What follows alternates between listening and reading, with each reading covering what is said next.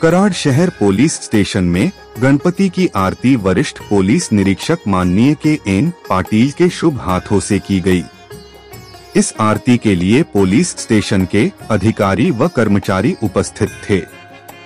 गणपति की स्थापना police station में की गई है। बहुत अलग आज का अनुभव रहा देखने को मिला के गणपति में पुलिस गश्त पर है, फिर भी टाइम निकालकर गणपति की आरती पुलिस करके अपनी जवाबदारी संभालने के लिए निकल पड़ते हैं।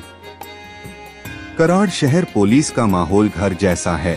सभी पुलिस अधिकारियों को उनके कार्य के लिए धन्यवाद।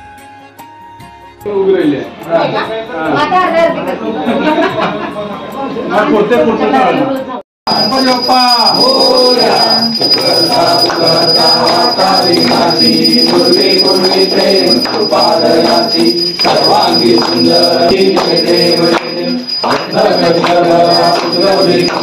चंदनाची रोटी कुंकुमेश्वरा मूल शोभतोरा मन कामना कोटी जय देव जय संबोधर के नाम परमर वंदना सकल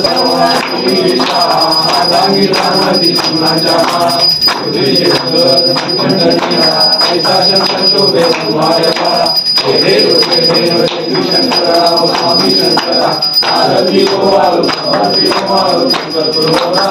देव सागर संतन बनाई तो भक्ता लागे देव